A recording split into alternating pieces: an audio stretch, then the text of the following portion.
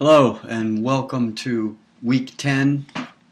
This week we're going to talk about rights to effective treatment, a topic that we've been talking about. It's come up several times, and as you recall from last week, Bailey and Birch have described it as the most common ethical dilemma that behavior analysts that they encounter describe as ethical problems that they've faced.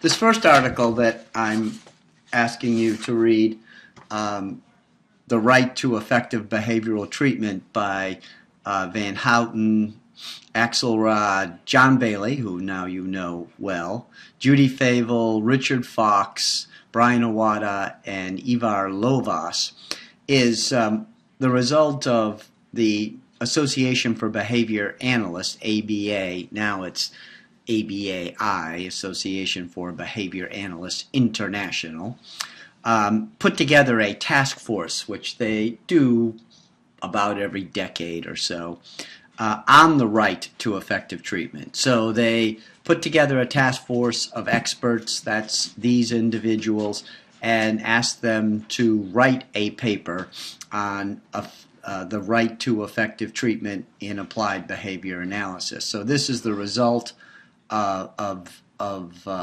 this work that was published in 1988. And so they suggest that individuals have a right to a therapeutic environment, services whose overriding goal is personal welfare, treatment by a competent behavior analyst, programs that teach functional skills, behavioral assessment, we've talked about that too, and ongoing evaluation, and the most effective treatment procedures available. However, some individuals and or their advocates favor personal liberties over the long-term benefits of the most effective treatment. I'll give you an example that some of you may have heard me talk about in other classes, but it's relevant here, is I was in a state-supported program in Texas recently. There was that served individuals with intellectual disabilities and who were convicted of crimes. And I think this guy was younger. He was maybe 15, 16 years old and had very severe physical aggression that was resulting in quite a few staff injuries and in restraints. And so the behavior analyst put together a very straightforward DRO plan where this individual could earn community access, which was really important to him, contingent on the absence of physical aggression. And the results were that they virtually eliminated his physical aggression, and he was going out on virtually every available community trip. However, after several months of this, an administrator at the facility became aware of this plan and said that she thought it violated this individual's rights because he had the right to go to the community whenever he wanted. So the behavior analyst withdrew the plan, and as you could imagine, immediately the individual started engaging in aggression again, getting restraints, and ironically was not going out into the community nearly as frequently as he was going out before because of all the restraints. He was deemed unsafe, and so he couldn't go out very frequently. So that's an example of the dilemma between effective treatment and a person's rights, and it really comes down to a selection of target behaviors. So in this case, it comes down to could you use access to the community in order to affect this particular target behavior of aggressive behavior.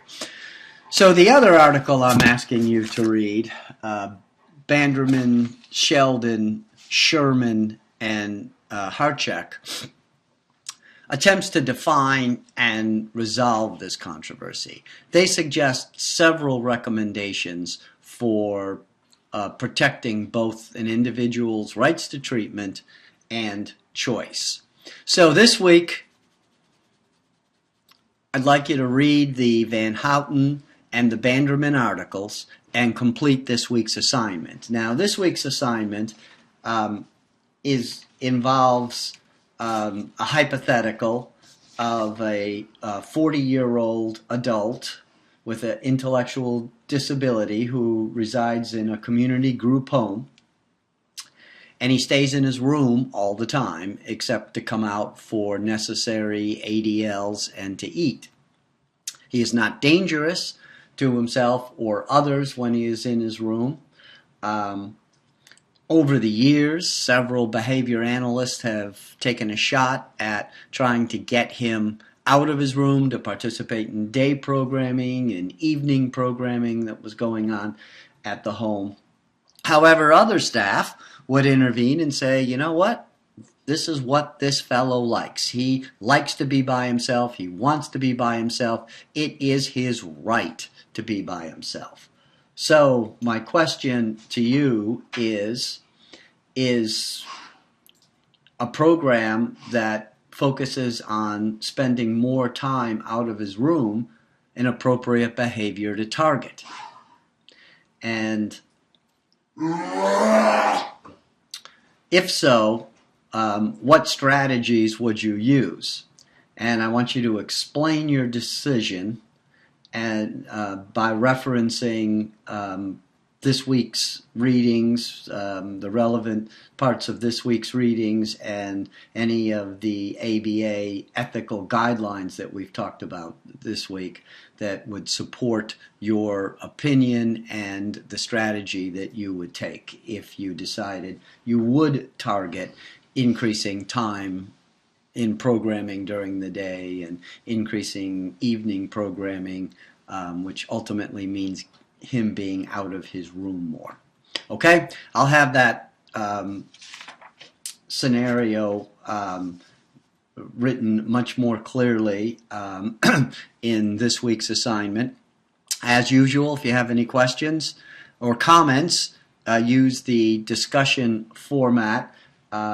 This is an interesting topic, I think, and I would be interested in some of your comments around this issue, because this continues to be I find a pretty hot topic in the field of applied behavior analysis, even though all these readings were in the late 80s and early 90s. It continues to be a topic that people are talking about. That is, how do you select the right target behaviors, and how does an individual's rights affect or should affect effective treatment.